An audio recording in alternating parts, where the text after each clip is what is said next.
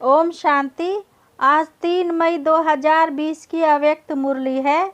Revise course है 6186। मुरली का heading है संगम युग जमा करने का युग। आज सर्व बच्चों के तीनों काल को जानने वाले त्रिकालदर्शी बाप दादा सभी बच्चों के जमा का खाता देख रहे हैं। यह तो सभी जानते ही हो कि सारे कल्प में श्रेष्ठ खाता जमा करने का समय सिर्फ यही संगम युग है।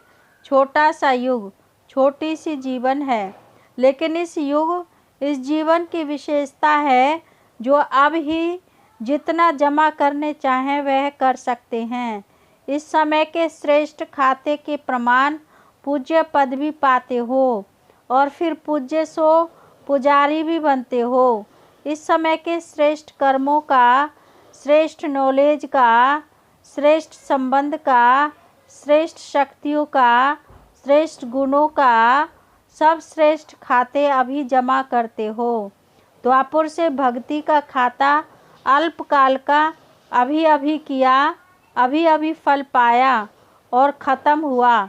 भक्ति का खाता अल्पकाल का इसलिए है क्योंकि अभी कमाया और अभी खाया। जमा करने का अविनाशी खाता जो जन्म जन्म चलता रहे, वह अविनाशी खाते जमा करने का अभी समय है। इसलिए श्रेष्ठ समय को पुरुषोत्तम युग या धर्माऊ युग कहा जाता है। परमात्मा अवतरण युग कहा जाता है। डायरेक्ट बाप द्वारा प्राप्त शक्तियों का युग यही गाया हुआ है। इसी युग में ही बाप विधाता और वरदाता का पार्ट बजाते हैं। इसलिए इस युग को वरदानी युग भी कहा जाता है। इस युग में स्नेह के कारण बाप भोले भंडारी बन जाते हैं, जो एक का पदम गुना फल देता है। एक का पदम गुना जमा होने का विशेष भाग्य अभी ही प्राप्त होता है और युगों में जितना और उतना का हिसाब है। अंतर हुआ ना, क्योंकि अभी डायरेक्ट बाप वर्षे और वरदान दोनों रूप में प्राप्ति कराने के निमित्त है। भक्ति में भावना का फल है, अभी वर्षे और वरदान का फल है। इसलिए इस समय के महत्व को जान, प्राप्तियों को जान, जमा के हिसाब को जान, त्रिकालदर्शी बन हर कदम उठाते रहते हो। इस समय का एक सेकंड कितने साधारण समय से बड़ा है वह जानते हो।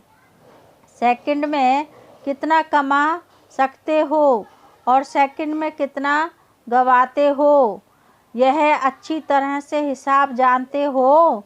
वह साधारण रीति से कुछ कमाया कुछ गवाया, ऐसा अमूल्य समय समाप्त तो नहीं कर रहे हो।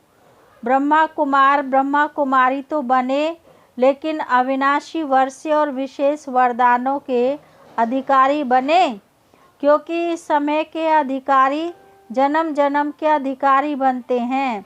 इस समय के किसी न किसी स्वभाव व संस्कार व किसी संबंध के अधीन रहने वाली आत्मा जन्म जन्म अधिकारी बनने के बजाय प्रजा पद के अधिकारी बनते हैं। राज्य अधिकारी नहीं, प्रजा पद अधिकारी बनते हैं। बनने आए हैं राजयोगी, राज्य अधिकारी, लेकिन अधीनता के संस्कार कारण विधाता के बच्चे होते हुए भी राज्य अधिकारी नहीं बन सकते। इसलिए सदा यह चेक करो स्वयं अधिकारी कहाँ तक बने हैं। जो स्वयं अधिकारी नहीं पा सकते वो विश्व का राज्य कैसे प्राप्त करेंगे। विश्व के राज्य अधिकारी बनने का चैतन्य मॉडल अभी स्वराज्य अधिकारी बनने से तैयार करते हो।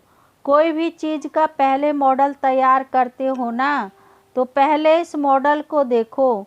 स्वयं अधिकारी अर्थात सर्व कर्मेंद्रियों रूपी प्रजा के राजा बनना। प्रजा का राज्य है या राजा का राज्य है, यह तो जान सकते हो ना। प्रजा का राज्य है तो राजा नहीं कहलाएंगे। प्रजा के राज्य में राज्य वंश समाप्त हो जाता है। कोई भी एक कर्मेंद्रीय धोखा देती है तो स्वयं राज्याधिकारी नहीं कहेंगे। ऐसे भी कभी नहीं सोचना कि एक दो कमजोरी होती ही है, संपूर्ण तो लास्ट में बनना है।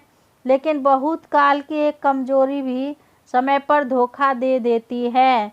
बहुत काल के अधीन बनने के संस्कार अधिकारी बनने नहीं देंगे।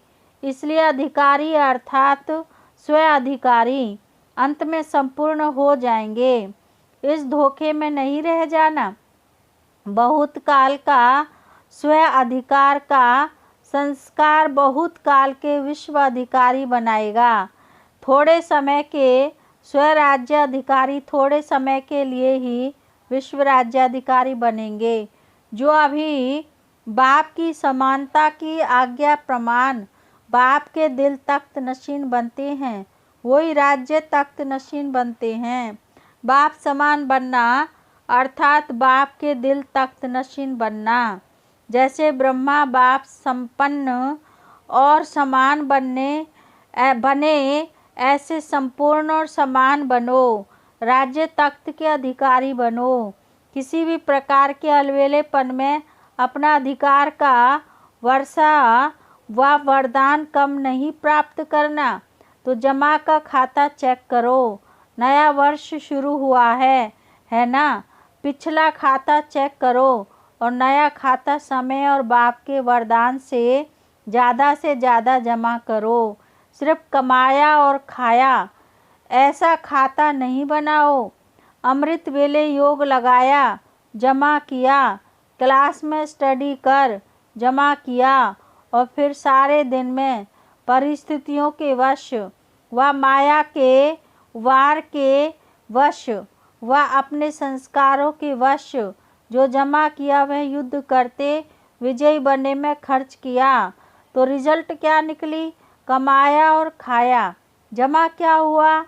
इसलिए जमा का खाता सदा चेक करो और बढ़ाते चलो। ऐसे ही चार्ट में सिर्फ राइट नहीं करो। क्लास किया, हाँ योग किया, लेकिन जैसे शक्तिशाली योग समय के प्रमाण होना चाहिए वैसे रहा। समय अच्छा पास किया, बहुत आनंद आया, वर्तमान तो बना लेकिन वर्तमान के साथ जमा भी किया, इतना शक्तिशाली अनुभव किया। चल रहे हैं, सिर्फ यह चेक नहीं करो। किसी से भी पूछो कैसे चल रहे हो तो कह देते बहुत अच्छे चल रहे हैं, लेकिन किस स्पीड में चल रहे हैं यह चेक करो। चींटी की चाल चल रहे हैं व रॉकेट की चाल चल रहे हैं। इस वर्ष सभी बातों में शक्तिशाली बनने की स्पीड को और परसेंटेज को चेक करो। कितनी परसेंटेज में जमा कर रहे हो? 5 रुपया भी कहेंगे जमा हुआ, 500 रुपया भी कहेंगे जमा हुआ। जमा तो किया, लेकिन कितना किया? समझा? क्या करना है? गोल्डन जुबली की ओर जा रहे हो। यह सारा वर्ष गोल्डन जुबली का है ना, तो चेक करो। हर बात में गोल्डन एज्ड अर्थात सतो प्रधान स्टेज है व सतो अर्थात सिल्वर एज्ड स्टेज है। पुरुषार्थ भी सतो प्रधान गोल्डन एज्ड हो, सेवा भी गोल्डन एज्ड हो। जरा भी पुराने संस्कार का अलाय खाद नहीं हो। ऐसे नहीं जैसे आजकल चांदी के ऊपर भी सोने का पानी चढ़ा देते हैं। बाहर से तो सोना लगता है, लेकिन अंदर क्या होता है? मिक्स कहेंगे ना। तो सेवा में भी अभिमान और अपमान का अलाय मिक्स ना हो। इसको कहा जाता है गोल्डन एज्ड सेवा। स्वभाव में भी ईर्ष्या, जिद और सिद्ध का भाव ना हो, यह है अलाय। इस अलाय को समाप्त कर गोल्डन एज्ड स्वभाव वाले बनो। संस्कार में सदा हाँ जी, जैसा समय जैसी सेवा वैसे स्वयं को मोल्ड करना है, अर्थात रियल गोल्ड बनना है। मुझे मोल्ड होना है, दूसरा करे तो मैं करूं, यह जिद हो जाती है। यह रियल गोल्ड नहीं। यह आलाएं समाप्त कर गोल्डन एज्ड बनो। संबंध में सदा हर आत्मा के प्रति शुभ भावना, कल्याण की भावना हो, स्नेह की भावना हो, सहयोग की भावना हो। कैसे भी भाव स्वभाव वाला हो, लेकिन आपका सदा श्रेष्ठ भाव हो। इन सब बातों में स्व परिवर्तन ही गोल्डन जुबली मनाना है।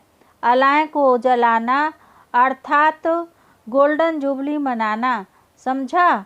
वर्ष का आरंभ गोल्डन एज्ड स्थिति से करो, सहज है ना। सुनने के समय तो सब समझते हैं कि करना ही है, लेकिन जब समस्या सामने आती तब सोचते यह तो बड़ी मुश्किल बात है। समस्या के समय स्वराज्य अधिकारीपन का अधिकार दिखाने का ही समय होता है। वार के समय ही विजयी बनना होता है। परीक्षा के समय ही नंबर 1 लेने का समय होता है।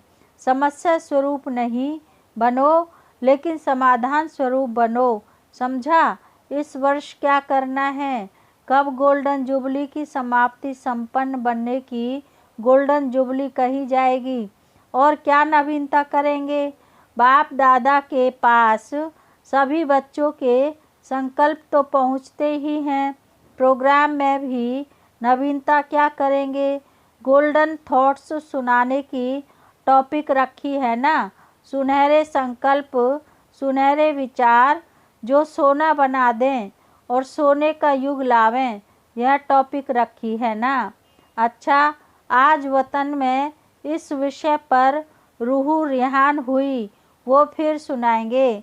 अच्छा, सर्ववर्षे और वरदान के डबल अधिकारी भाग्यवान आत्माओं को, सदा स्वराज्य अधिकारी श्रेष्ठ आत्माओं को, सदा स्वयं को गोल्डन एज्ड स्थिति में स्थित करने वाले रियल गोल्ड बच्चों को, सदा स्व परिवर्तन की लगन से विश्व परिवर्तन में आगे बढ़ने वाले विशेष आत्माओं को बाप दादा का याद, प्यार और नमस्ते।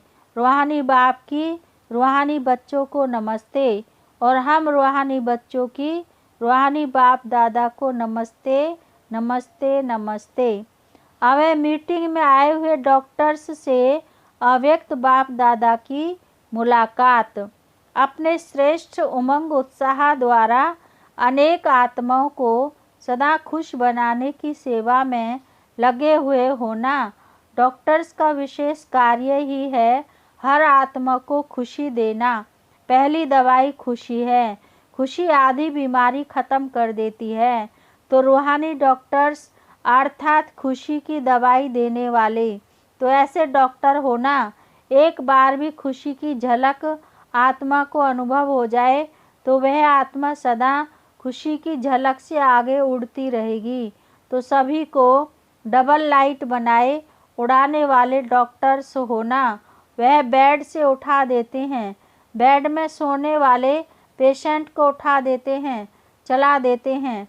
आप पुरानी दुनिया से उठाए नई दुनिया में बिठा दो, ऐसे प्लान बनाए हैं ना। रूहानी इंस्ट्रूमेंट्स यूज़ करने का प्लान बनाया है। इंजेक्शन क्या है, गोलियां क्या हैं, ब्लड देना क्या है, यह सब रूहानी साधन बनाए हैं। किसको ब्लड देने की आवश्यकता है, तो रूहानी ब्लड कौन सा देना है। हार्ट पेशेंट को कौन सी दवाई देनी है। हार्ट पेशेंट अर्थात दिल शिकस्त पेशेंट, तो रूहानी सामग्री चाहिए। जैसे वह नई नई इन्वेंशन करते हैं, वो साइंस के साधन से इन्वेंशन करते हैं। आप साइलेंस के साधनों से सदा काल के लिए निरोगी बना दो। जैसे उन्हों के पास सारी लिस्ट है, यह इंस्ट्रूमेंट है, यह इंस्ट्रूमेंट है, ऐसे ही आपकी भी लिस्ट हो लंबी। ऐसे डॉक्टर्स हो, एवर हेल्दी बनाने के इतने बढ़िया साधन हों, ऐसे ऑक्यूपेशन अपना बनाया है। सभी डॉक्टर्स ने अपने अपने स्थान पर ऐसा बोर्ड लगाया है, एवर हेल्दी एवर वेल्दी बनने का। जैसे अपने वह ऑक्यूपेशन लिखते हो, ऐसे यह भी लिखत हो, जिसे देखकर समझें कि यह क्या है, अंदर जाके देखें। वह आकर्षण करने वाला बोर्ड हो, लिखत ऐसी हो जो परिचय लेने के बिना कोई रह ना सके, वैसे बुलाने की आवश्यकता ना हो, लेकिन स्वयं ही आपके आगे ना चाहते भी पहुंच जाएं, ऐसा बोर्ड हो। वह तो लिखते हैं MBBS फलाने फलाने। आप फिर अपना ऐसा बोर्ड पर रूहानी ऑक्यूपेशन लिखो जिससे वह समझें कि यह स्थान जरूरी है। ऐसी अपनी रूहानी डिग्री बनाई है या वो ही डिग्रियां लिखते हो? सेवा का श्रेष्ठ साधन क्या होना चाहिए? सेवा का सबसे तीखा साधन है समर्थ संकल्प से सेवा।